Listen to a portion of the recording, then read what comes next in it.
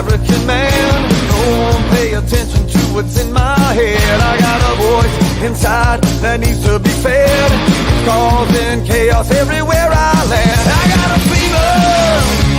I got a fever. What's up, everybody, and welcome back to Ohio Sports Talk. I am your host, Doug. That's the coach, Jordan Maxon.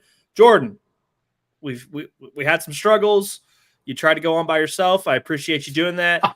I'm super excited for us to be back together, man. How you doing? We are doing okay over here, Douglas. I'm thrilled to be back on the air with you. We had some obligations. We had some Monday Night Football. I had a youth program that we went and coached at Welcome Stadium last night. They won. Big time win, 32-0. So things are going good. My kids are doing good. We're rocking and rolling. Homecoming's around the corner for my oldest. I'm not ready for it as a father. I'm sure we'll touch on that when it gets a little bit closer next week. But how are things on your end, neck of the woods? We're doing okay, man. We're doing okay. We're staying busy. It's actually been nice. The weather's been cooling down a little bit. We've been riding our bikes outside more, doing some outside stuff. So that's been fun. I kind of forgot how much I enjoyed riding my bike as like a kid. We used to do that quite a bit in our neighborhood. Yeah. But I kind of forgot, you just kind of get on the bike and you just kind of go. And I kind of forgot what that felt like. So that's been fun getting back into riding my bike with the kids, and them being more active has been really nice. So, it's been fun, man. I've missed doing the show. I know we've been busy. Like you said, had a lot going on. Some personal stuff last week kept us from going, so we've got a lot to catch up on. Busy weekend of Ohio sports. Jordan, is there anything you want to touch on before we get into it, before we hammer it down? We're going to be talking Browns' disappointing loss to the Giants. We're going to be talking the Bengals and their defensive issues. We'll be talking Ohio State football, their domination over Marshall, and then we're going to be talking David Bell getting fired to set the table for tonight's show. So loaded show tonight, Jordan. Is there anything you want to touch on before we get going on the hard-hitting stuff? Not too much. I think we're going to get into the hard-hitting stuff. Locally, alternites are going to rebound. It's been a rough few weeks. Yeah, we've had some quarterback changes. We've had some injuries on the varsity level, but we're going to get back to business this Friday. So hopefully I know I'll be singing some praises. Coach Fresh is going to join us sometime really soon, Doug. Great. I've been talking with him. We're going to clear the schedule and make it happen. So very happy to, get all that formed together. So just a lot of positive things going on for the show in a local program that I've been busting ass on. And we're going to turn things around, and things are going to be enjoyable. So other than that, Douglas, I'm ready to dive right in because we got. Okay. Do you want to get the Bengals out of the way first? Do you want to talk Browns first? I think we're going to dive into Cleveland because I have a little bit of professional comments for the Bengals and some failures with the front office that we're going to dive into. So I think I'm going to let you kind of take the airwave here. For the Browns, I have a couple comments and a couple, outside features as an analyst that I was kind of breaking down for Cleveland. I was able to watch the game, but Douglas, you're the hometown fan, so I'm going to let you rock and roll with it, and I'm going to chime in when you're ready. Okay, so let's kick it off. Last week, we did our 3 positives, our 3 negatives. I'm going to do it the same way so I don't get crazy and go over top with this. 3 positives from the loss. That fourth quarter defense looked like last season's defense. Everybody was flying around. Everybody was making big plays. The Giants, I think, had 9 yards of offense until they got down into field goal range and missed that field goal, Jordan. So I think the defense really stepped up in the fourth quarter and gave this team a chance to win the game. So that's one positive. My next positive is going to be Amari Cooper. He was a negative for me last week. He shows up big time in a big way against the Giants. The 2 touchdown catches, really, really a solid game from Amari Cooper. He was definitely a positive. And then my last positive, Jordan, I don't have a last positive. Amari Cooper and the fourth quarter defense were my positives. I would say your defensive player of the year battled a little bit of a little bit of being shaken up. The crowd got into it, Yeah. and really, really rallied around him. The whole city of Cleveland really rallied around just your phenomenal defensive end, and I would put that as a third positive, if anything, because he came back, he battled back as an individual, and that can't be counted out. That man's a warrior. That man's a Yeah, I warrior, mean, and anybody in the league would love to have him as a teammate. of course. I mean, but it's just, I kind of included him into the fourth quarter defense because he was causing havoc. I think he had one of the highest rated Yes. PFF grades from last week, defender wise. Even though he wasn't able to get a sack, he was still doing a lot of positive things. But Jordan, the defense for the first three quarters was so bad. It's just so disconnected. And, we go up 7-0 real quick on the Giants. We get that special teams turnover. We quickly score. We get the touchdown to Amari Cooper. Giants rattle off 21 straight. Daniel Jones looked like Peyton Manning out there. It was insane. Malik Neighbors looked like he was unstoppable. I don't know what, and here we'll go. We'll go into my three negatives. Negative number one, coaching. Stefanski, I thought, was horrible in that game. The offensive play calls that we went with, the adjustments taking too long to get the offensive line corrected when we were getting absolutely thrashed in the second and third quarter, Jordan. Deshaun Watson, I will comment on him. The offensive line was abysmal. That was one of the worst games I've ever seen an offensive line play. There was just no opportunity to make plays when the offensive line is that bad. DeJuan Jones, a guy who I support, a guy from Ohio State who we've talked about relatively highly. Oh, yeah. Borderline unplayable at this point, Jordan. Borderline unplayable. His feet are slow. He's slow. He looks bigger than he ever has. He looks overweight. He is. If you speed rush DeJuan Jones, you're getting by him and you're getting to the quarterback. Jed Wills, we were excited to have him back. Jed Wills is not any better than he was last year. He is lost a lot of times when he is blocking. And then we lose Wyatt Teller to injury. I wouldn't say the middle of the line was much better, to be honest, and that's usually our strong point. Was not much better. We're going to see Zach Minter from Michigan. I mean, he's a guy who was a really damn good lineman for Michigan the last couple of years. So I'm excited. He's coming off injury, so we'll see what he's got potentially at the guard position. Massive negative, Jordan. Massive negative. The O-line definitely shifted that game and made it really, really hard for the team. My next negative is going to, my next negative is the defense for three quarters was really bad. It feels like the defense has regressed a little bit. The fourth quarter did make me feel better about the defense, but the corners, Newsome and Emerson, were barbecue chicken, absolutely getting shredded. Newsome, I swear to God, this defense would rather choreograph their fucking dance routines than worry about not creating not having penalties, not making stupid mistakes. It was really bad, Jordan. Emerson got toasted by Neighbors for three and a half quarters until we finally, for whatever reason, made the adjustment to put Denzel Ward shadowing Neighbors for the fourth quarter and the rest of the game. I know Denzel Ward was banged up going into the week, and you don't want to put that entire workload on him. When you're getting throttled like that by one player, you've got to put your best option on him sooner than that. It's just what it has to be. It was too late. They waited too long. Emerson has played two horrible games. He was somebody that we were coming into the year thinking this guy could be a top 15 cover corner. Absolutely not. And Greg Newsome. Greg Newsome is supposed to be a great slot corner. He comes off the edge. He gets pressure on Daniel Jones. Hits him in the head for no reason. It didn't affect the play. He didn't need to go high on him. He could have hit him in the chest, and it would have been perfectly fine. Hits him in the head. The interception gets wiped off the board. The entire defense is celebrating in the end zone doing a choreographed dance, Jordan, while they're calling a penalty on us for the Giants to keep their drive alive. The defense cares more about bullshit than they do getting their assignments correct. It's happened. It's happened too many times. The dancing and the extra celebrating looks fucking stupid when you're losing the game and you're giving up all these long plays. That's 3 F-bombs. I'm sorry. That's where I'm going to draw the line tonight. Bad. My last negative, Deshaun Watson. While he did not have a lot of time to throw, Jordan, in the first three quarters, Correct. He did have a nice throw to Tillman that Tillman dropped. It just isn't getting done at a high enough level. It's that drop saves the game. It does.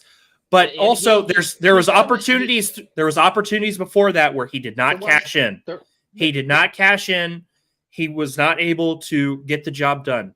Again, it's not all on Watson.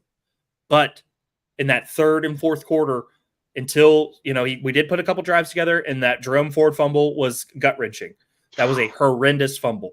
But there were plays and opportunities where Watson did not get it done. He overthrew receivers. He missed receivers. On that fourth down play, he had an easy check down. That is a basic play. Dan Orlovsky broke it down perfectly. You read the safety. You have the out or you have the in. And he couldn't get it done.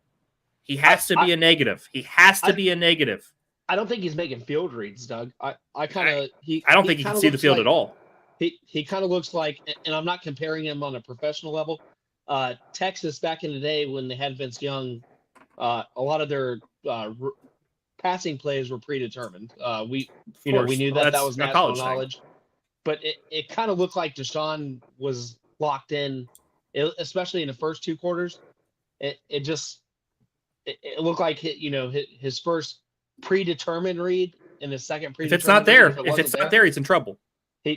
He was in big trouble, and I honestly think that he's not really reading the fields in pre-snap, and that's something that's got to come sooner than later. I know the preseason has a big deal with that, and not havhaving the timing, not having the practices coming off the shoulder injury. We can only say that's not a good enough excuse. That's not good enough because we're going into one quarter of the season. Next week, Douglas, we are one quarter of the season in. Yeah. So it's got to be now or never for Deshaun Watson when it comes to these reads. So now that I gave you my positives and negatives, quick shout out to the guys from the Bearded Browns podcast. You guys are incredible. You guys had a great show leading up. We really appreciate all your guys' support. It means a lot to us. So thank you guys for both being in here and helping us out and supporting us. Like Mr. Ortiz said, his mind isn't right. The game is still slow to him mentally. You can see that, Jordan. And that's what I was talking about. When you watch that Dan Orlovsky breakdown, you can watch the safety make his decision. And if Deshaun reads that, he has the out for an easy first down, probably a 10, 15-yard gain, and we're driving down with a chance to win. But he doesn't read it, and it just doesn't go correctly. It's the reads. He's not making the correct reads. But let's give you the floor, Jordan. You're the Bengals fan, but what did you see from the Browns? I know you wanted to bring up coaching also, so go ahead. I'm just going to hit the nail on the head there. Losing what is, I considered him and a lot of other, analysts, a lot of other fans and, executives across the league, Douglas. You guys lost the best offensive line coach that's probably been in the league the last decade and some change. And, I look at Dwan Jones. I look at the rest of the line.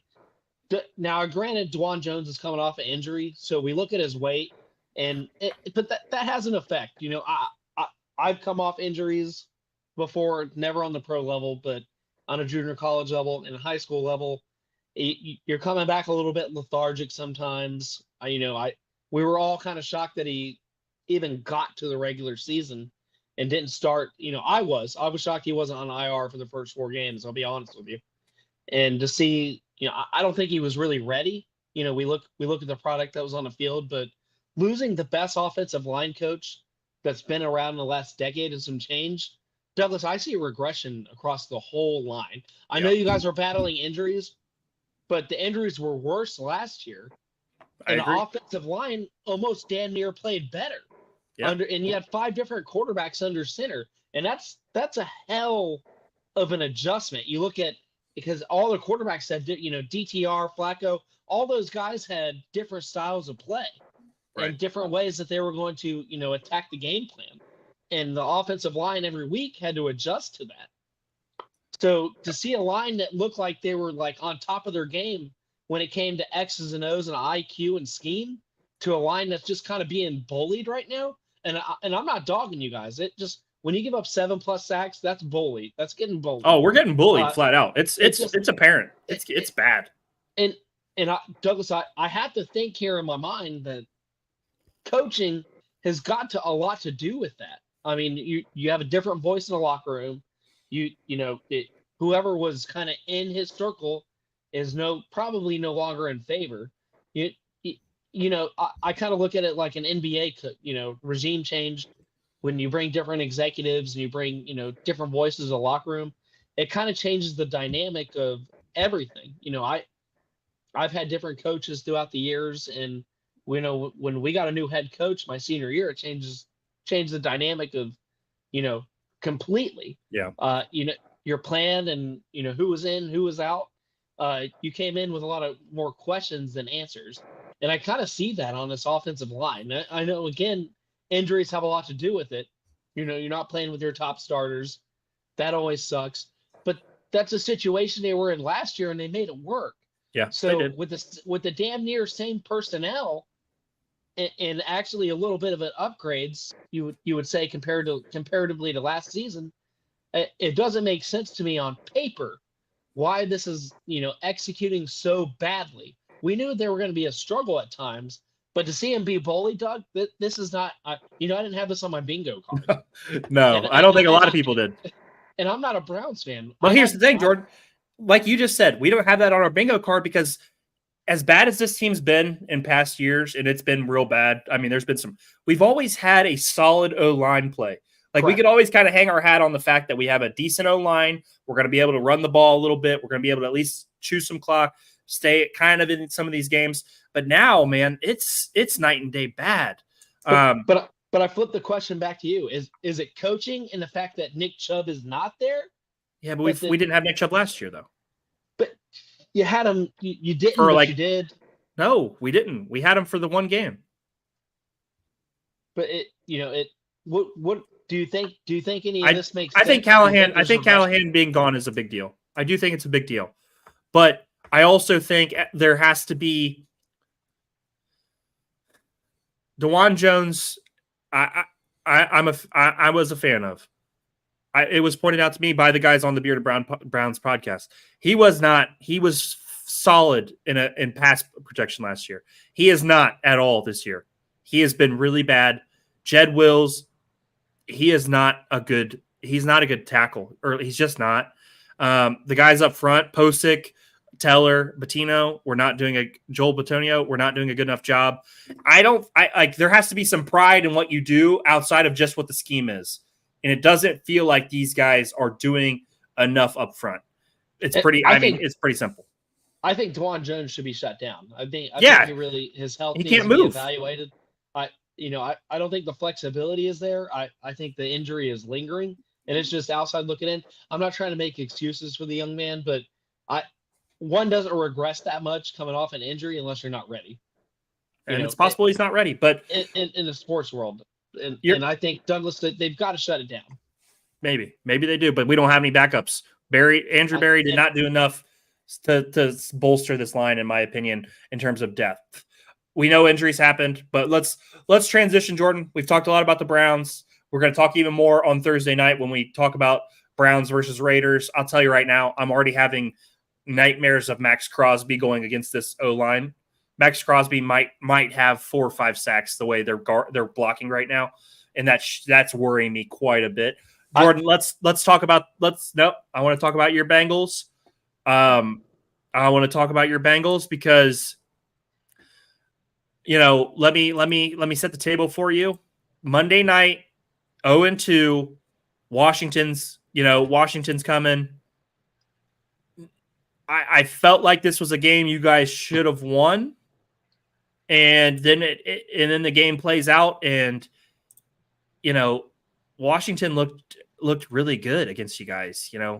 38-33. You guys were able to score 33 points. It's hard. It's you don't lose a lot of games when you score 33 points in the NFL.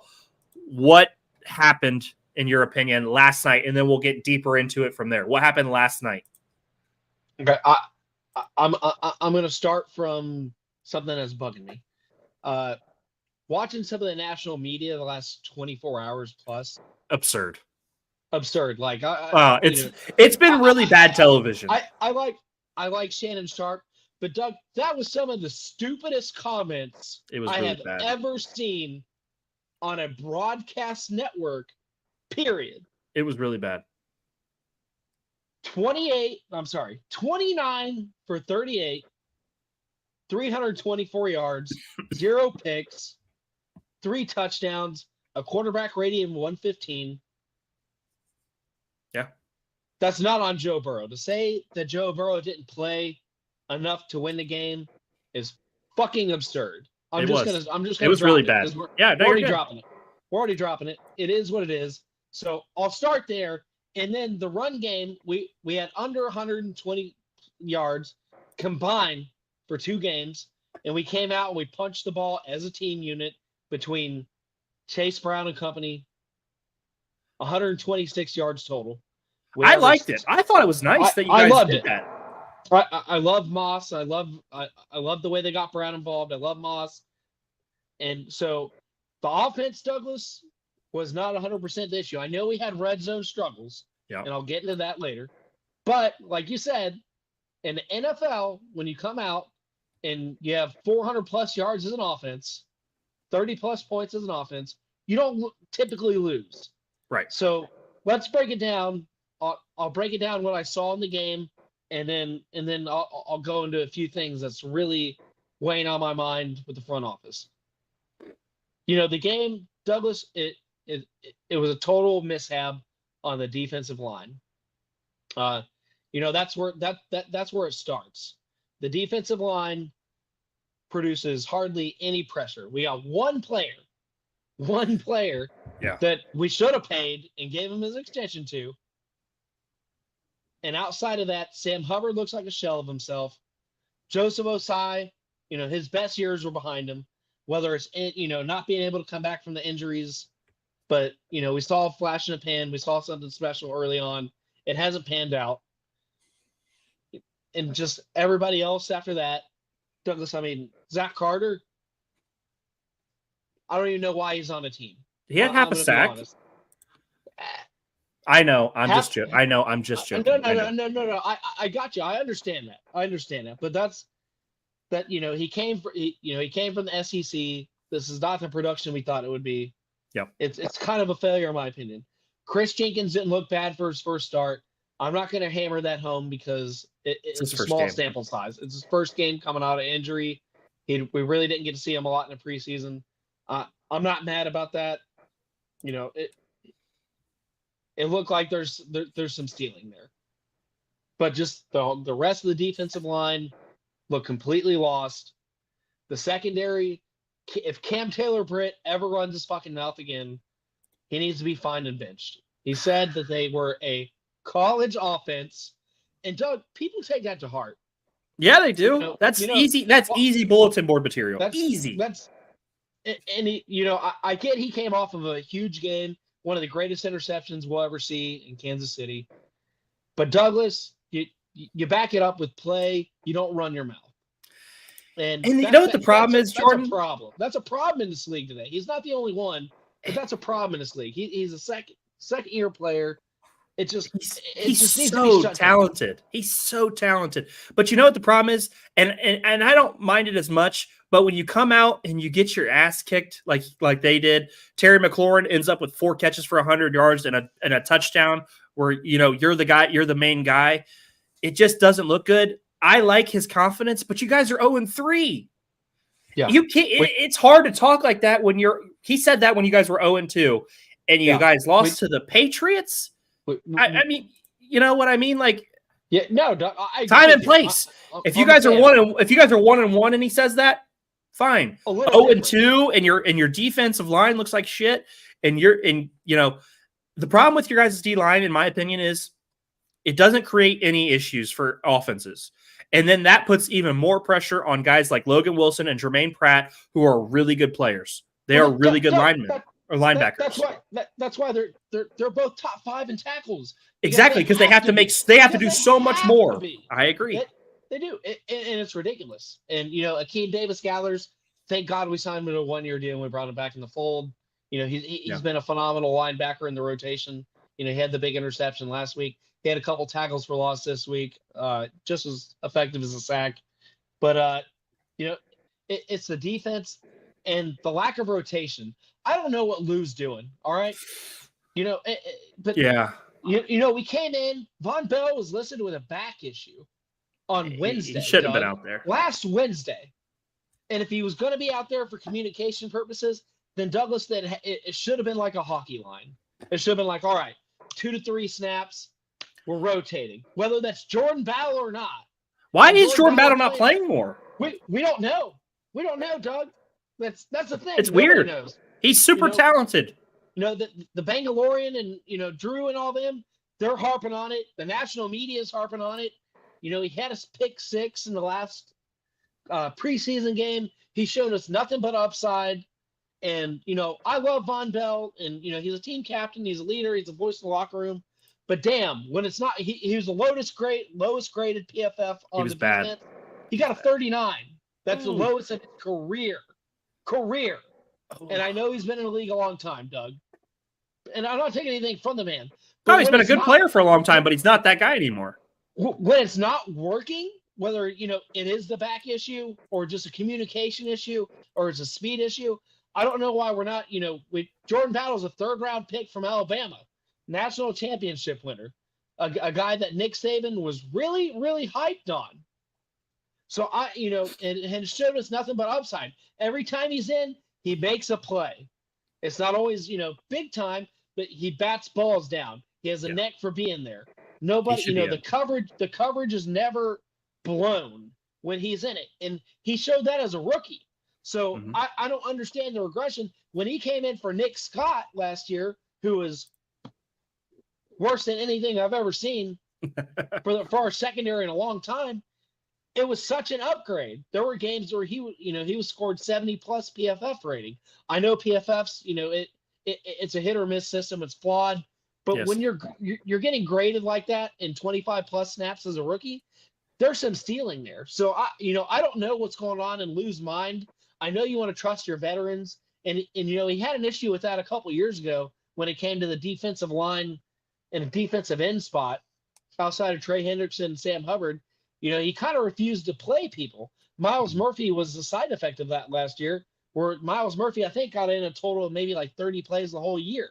And that's a 1st-round draft pick. So Lou's got some issues that he's got to look in the mirror and say, I have players that are talented, and we need to put them in spots where we can get some production. Because, damn, Doug, it's not working. It's not working.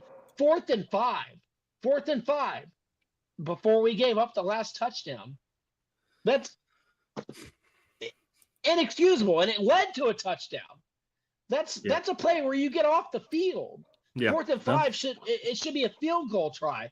But the Washington Commanders are out here thinking 6 points. They didn't even go for the 5 yards. It was a straight up go route to Terry McLaurin. And Doug, that's a problem. That's it's bad. Because 4th and 5, I'm sitting here thinking, I was on the couch. I'm sitting here thinking, oh, they've got this. But, my Hulu stream was slower than my phone, and my phone rang touchdown. So I was ever losing my mind when I was watching it on a live. So the coaching is terrible. Lou, there's something wrong with Lou this year. And, whether he's trying to live in the past, it's not working. We don't have the defense. We don't have the Jesse Bates. We don't have the guys on the defensive line that we had so many years ago for so long, because it's just not working. And here's where I blame Duke Tobin. Duke Tobin has failed this team, Douglas, for the last 3+ seasons. Yeah. And, we got guys that we've cut from the team that are being productive elsewhere in the league defensively. Andrew Billings is still being productive for the Chicago Bears, along with Khaled Kareem, who's still being productive as a defensive end, who has better stats than just about anybody else outside of Trey Hendrickson for the Bengals. So I'm trying to understand why we cut these guys. And, late in the season, I understand we lose Cam Sample in the preseason. Then you got the Atlanta Falcons, who get Judon for almost damn near nothing. And you're saying the Bengals couldn't have picked up the phone after we know our defensive end position was going to be trash due to injuries? Jeff Gunther, a defensive tackle retires before the age of 25 in the middle of the preseason. So we already lost depth there. Yep. Like, I just, none of this makes sense from a front office standpoint. You had guys like Leonard Williams that were on the market before he re-signed. You had guys, Chase Young, which would have been a huge upgrade regardless of how you feel about him, than anybody else that's on our current roster. So, and he signed kind of a steal deal for $11 million on a 1-year rental. Yeah, I mean, over flat in New out, Orleans. flat out, you guys didn't go out and make the move. You guys didn't make any additions, and you didn't do what it takes. And if we're going to cut 2 or 3 guys that are $2 to $3 million on a roster, I would have gladly cut 2 or 3 guys to bring in a guy with that kind of talent on Chase Young. Mm-hmm. If we're going to blame money and financial purposes, which is absolutely ridiculous, because 3 years ago this team went out and spent nothing but cash on defense. We brought in Mike Hilton. We brought in DJ Reader. We brought in just so many other players that are kind of slipping my mind right now because I'm getting emotional. And it's just, it's ridiculous to me. We sat on our feet and nothing's working.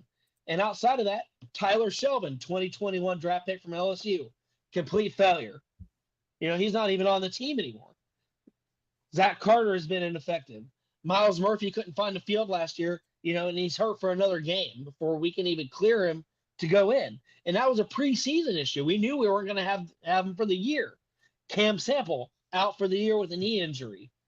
And we knew that and sat on our hands. Nothing. Joseph Osai has been a failure. He can't find the field consistently. He's always injured. Douglas, we should have traded him when the irons were hot, when we could have got a 3rd or 4th rounder for him. If not, we could have done a player swap. BJ's on the sideline, and the guy that we signed from Texas to be an interior pressure can't find the field because of injury. I think that was a wasted contract. 3 of his 6 sacks came against Cincinnati in 1 game, and that's because we lined up a fucking tight end on him. So he got paid for blowing us up, and we brought him from Texas, and Texas didn't think he was worth the money. I didn't think he was worth the money either. So it's just, this front office has completely dropped the ball on this defensive line for the last 4 fucking years. And our draft picks have been absolute garbage, and the guys that we did cut found production elsewhere. So, I don't understand what Duke Tobin is doing. We praised him, the Super Bowl run was the Super Bowl run. Douglas, that's a fucking past, and I refuse to live in it. Yeah.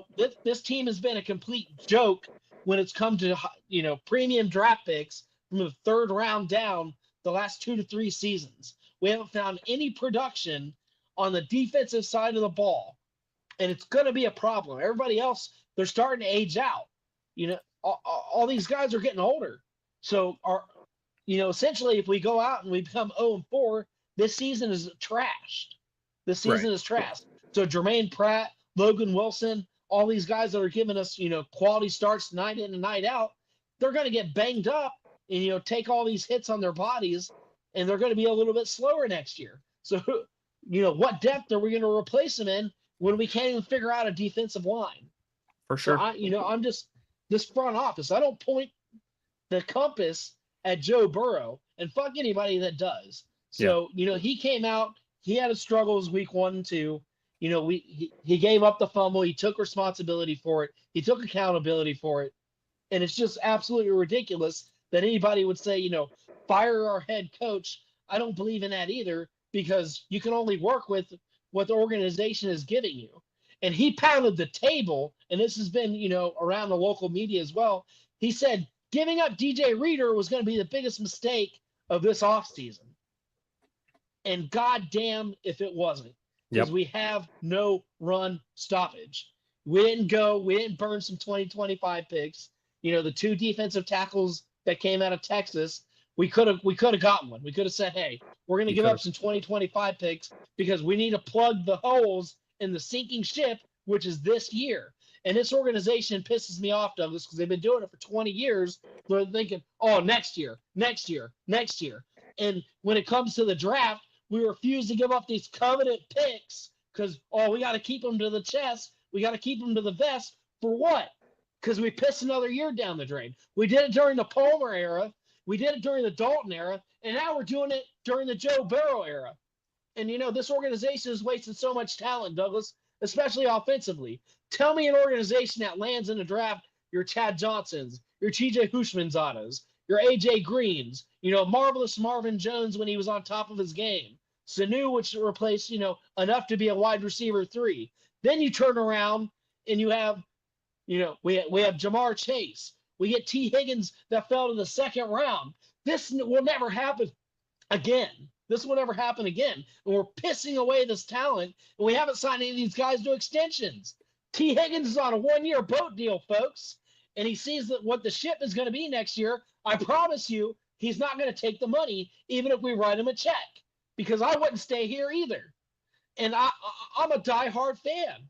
This is absolutely ridiculous on how this organization is being run by Duke Tobin. And it doesn't make any sense, because we said we were all in, much like the Reds, because it just happens to be a Cincinnati thing. We're going to go all in, and Katie Blackburn, says all the smoke screen, says all the right stuff, Doug, and then we go out and we don't execute. We don't make the picks. We don't play the depth that's on the roster in the secondary. We don't fix the defensive line. We sign guys that are midship or, guys that the rest of the league didn't want for a reason. I mean, that's got to be a fucking red flag at some point. We don't draft. We don't develop. And this is the final product. We went and we made some moves for the offensive line. We got Mims. We got Trent Brown, who ended up kind of being a failure and is now going to be out for the rest of the season because we couldn't get him in shape. He was a cut candidate. Everybody forgets that 6 weeks ago. And now it kind of showed up on tape for a reason. And now this organization sits idly by like, we're doing our best. No, we're not. Joe Burrow walked into the locker room to talk to the head coach directly.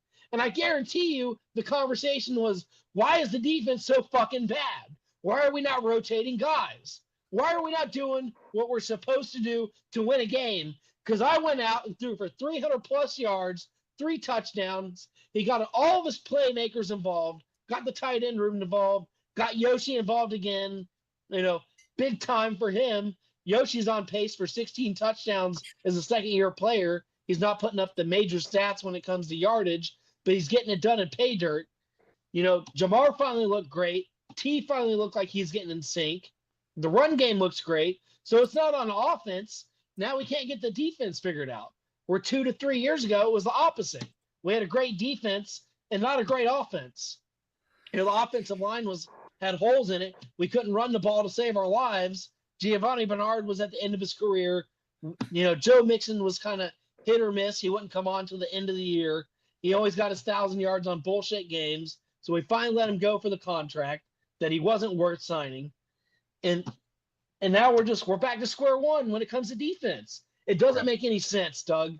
And the regression against playing against the Chiefs compared to the fucking Commanders, that's embarrassing. Night and day difference. It's just like, is that an effort thing? Because I think it's an effort thing. I think it's a coaching.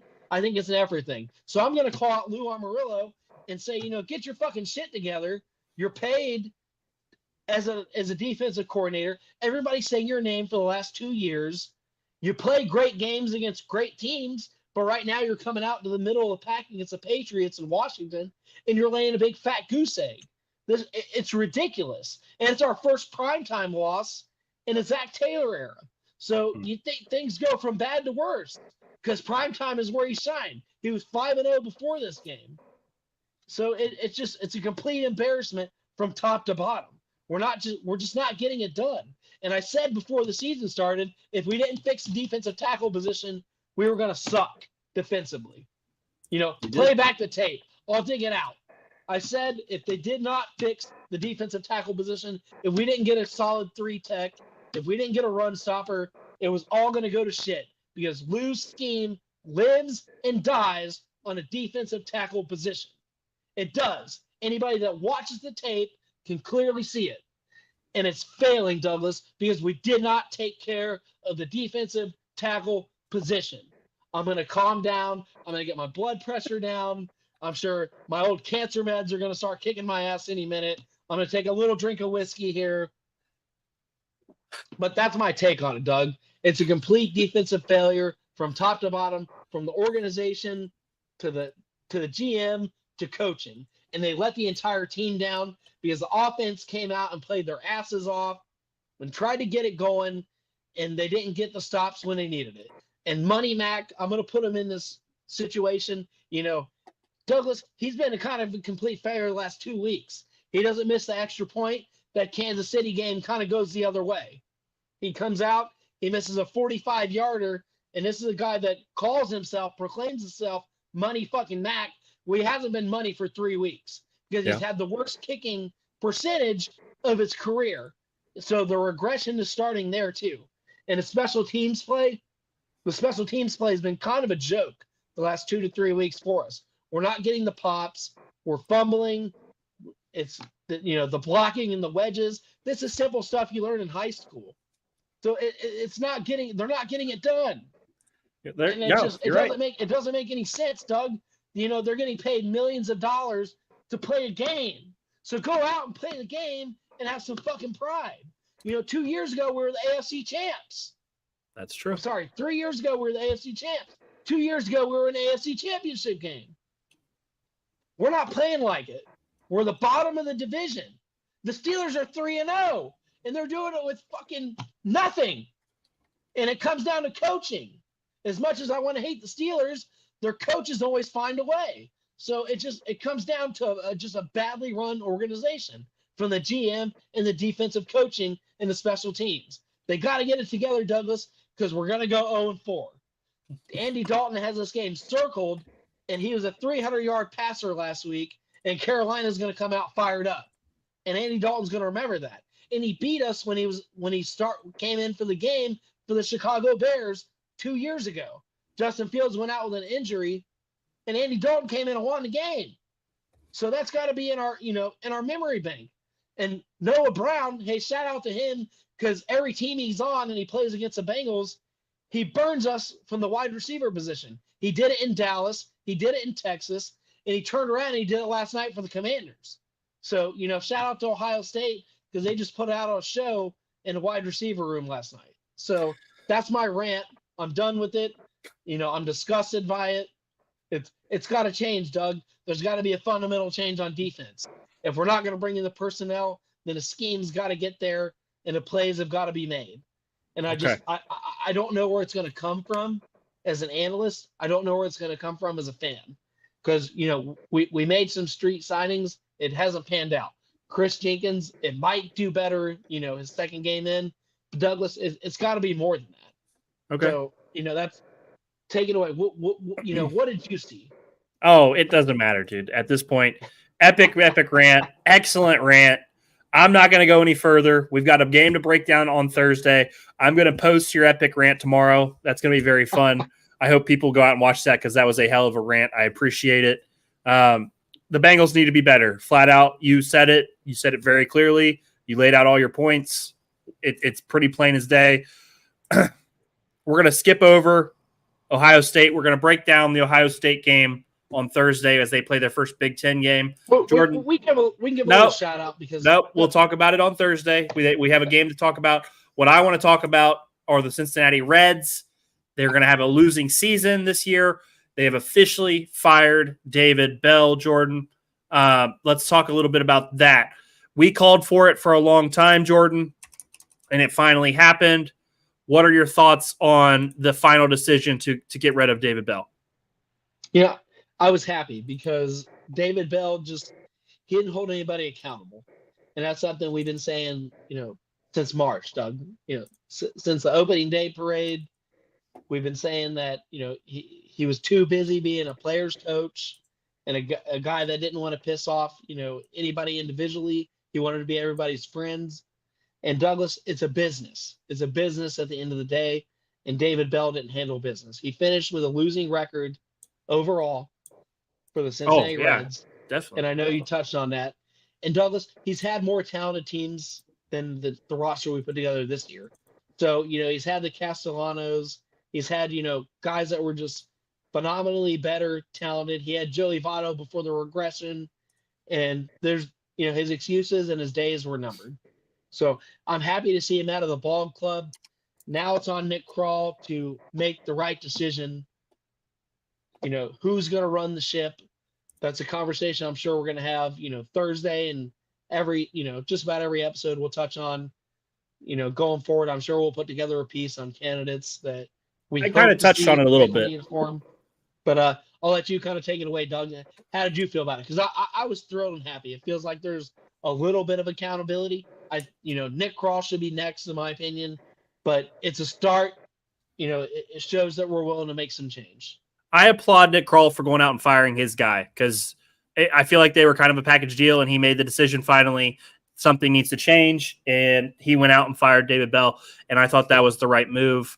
Now the interesting part takes place, Jordan.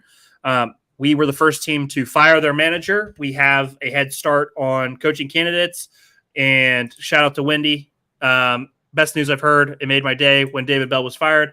Hell yeah, Wendy. But what I'm saying is, Jordan, we're setting the standard. We can go out and we can make these calls to who we want. We're the first team available. We've got good players, Jordan. We've got good pitchers. Yeah. We've got Ellie De La Cruz. We got Matt McClain. We've got good players that could draw in somebody with a nice pedigree as a manager, and that's exciting to me, Jordan, because I feel like the Reds can get who they want in this situation. I'm going to give a quick shout out to Ian from Ohio Sports Radio. The guys over on Facebook, they do a great job also talking about Ohio sports. He mentioned some guys. He mentioned Skip Schumacher. He mentioned guys, the Marlins, the Tampa Bay manager. He mentioned, fan favorite Barry Larkin. I know a lot of Reds fans don't want Barry Larkin because of how he was in the booth as a commentator. That to me doesn't really add up. That's kind of an apples and oranges thing. I wouldn't mind Barry Larkin being the manager, but I'm not going to beat down the door. Based on what I've looked at so far, I think Skip Schumacher would be the best candidate for the Reds right now. Obviously, we'll get into this more. We'll touch on the coaching search as it goes on. But the one thing I didn't love, Jordan, in Nick Kroll's conference, whatever you want to call it, I don't know why he feels like it's so necessary to try to remind people that the Reds are going to be a small market team. It just feels like other teams are small market teams and they make it work. Other teams are small market teams and they don't have to wear it like it's some kind of badge of honor. Nick Kroll feels like he can hide behind the fact that we're a small market team. We need to go out and we need to sign one of the outfielders that are available. Plain and simple. We've got to go out and make a move, bring in a higher level outfielder. That has to happen. We can't always just rely on draft, groom, move to the pros. It hasn't worked, has it, Jordan? That's been our style since we were really good in the 90s, like post great ball clubs, post Barry Larkin era. It hasn't worked, Jordan. We have good players come up, but we never have a great team that gets us to the next level. So in my opinion, you see this happening, and it hasn't produced different results. That's the definition of insanity, Jordan. We're doing the same thing over and over and over and expecting new results.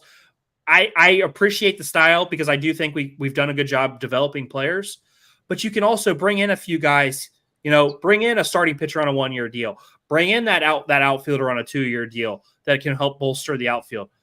Those are the kind of moves you have to make to get to the next level. And I don't feel like we've done that. And that's where I continue to feel let down by Nick Kroll in the front office. We talk about things, we talk about accountability, but where's the accountability for the front office? You haven't made the moves to go out and make us a great team. Excuse me. Sorry. You haven't made the moves to go out and make us a great team. That's on you. Managers only take you so far. Front office has to change also. Jordan, what do you think about that? I'm in total compliance with that, Doug. The compass, it starts with David Bell, but the arrow doesn't stop there. It goes through Nick Kroll. It goes through the front office. They didn't make and back when we were kind of in it at the All-Star break, they gave us Austin Slater. That was a huge fail. Yeah. Like, Oakland's guy that was batting maybe, I think it was like 235 at the time. And Booker. I'm sorry. Rooker. Yeah. There were options. Failure. There were options out there. And there were plenty of options out there. The White Sox were being sellers. Some other teams around the league. We just again, it's kind of the Bengals mentality too, kind of a Cincinnati thing. We got to hold our players and our picks tight to the chest. Doug, sometimes you just got to spin. Yeah. If you want to be a championship team, you have to give up.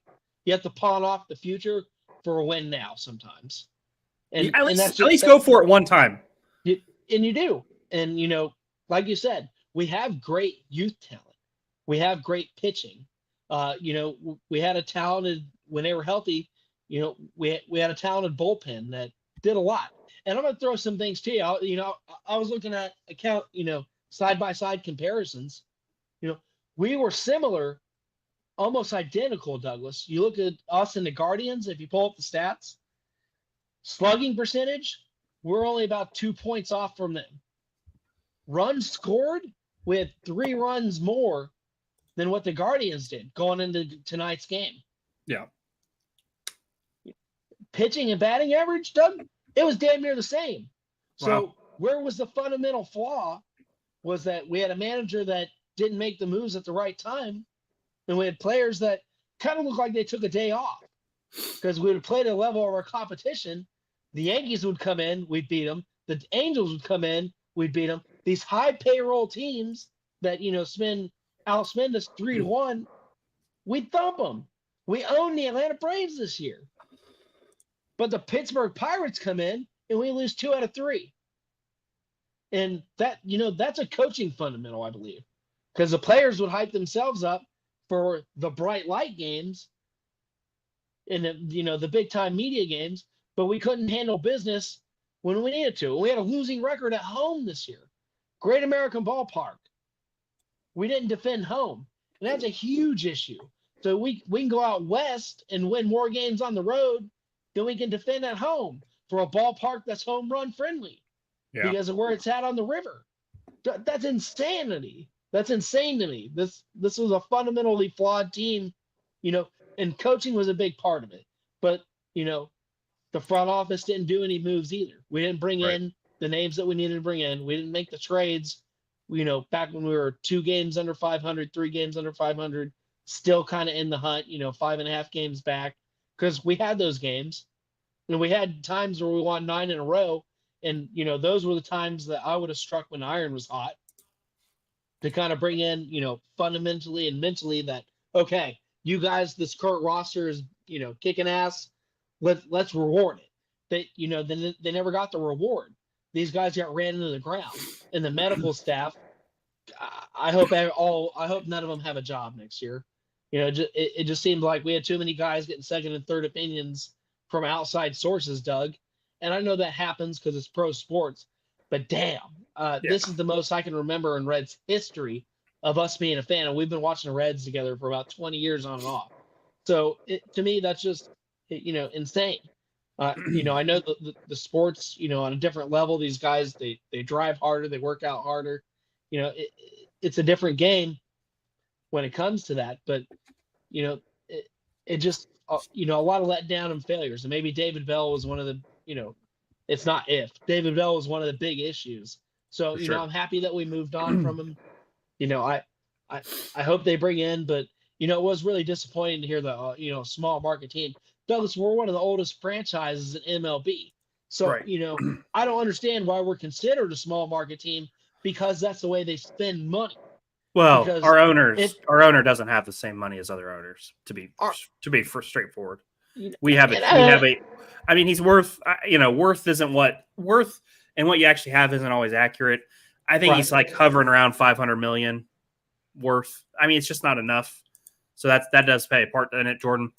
But when you're GM, you don't have to label yourself that way. You don't have to feel like you're a small market team. And that just rubs me the wrong way, like it does you also. But, Jordan, but they don't have to be because they have a fan base that produces, more money and more sellouts than some big market teams out west. They do, Douglas. If you look at the attendance record, we're not small when it comes to the attendance record. We're not small when it comes to fans and merchandising and pricing and things like that. And our ballpark is not a cheap ballpark either because we're ranked in the top 10 for some of the most expensive spending in MLB. So, you know, we want to act like we're a small market team, then I shouldn't be paying $60 plus a pop to go sit out in the outfield. That's fair. So if we're going to be a small market team, then act like a small market team, not when just when it comes to spending and paying players. That's fair. Jordan, we'll obviously be following the Reds managerial search as it goes along. We've spent 55 minutes together tonight. I appreciate everybody who's checked in the chat. I didn't get to give Brady a shout out. His Steelers are 3-0, but he's been very supportive of the show, and he really enjoyed. Diddy's a Steelers fan, so he really enjoyed your Bengals rant. You know, he thought you were speaking a lot of truths there, so I do appreciate that. If you are watching the show, 97 live viewers, thank you to everybody. I know Tuesday's not our real night, but with Monday Night Football and everything like that, it's hard to go on Monday nights. That's just, you know, that's just the facts right now. But thank you for sticking along. If you did not get to see it, we're going to post the YouTube video tomorrow. I'm going to post the video. Jordan had a epic rant on the Bengals. That was awesome, Jordan. I really appreciate your passion and diving into that and really getting the gritty parts out there. So that was awesome. Thursday, Jordan, we've got Browns versus Raiders. Bengals are back on the horse against Carolina. Ohio State plays Michigan State. I'm drawing a blank. Michigan State this weekend. We've got 7:30 three big games to break down for this weekend. So Thursday's show is going to be super fun. Buddy, you got anything else to say before we get out of here tonight?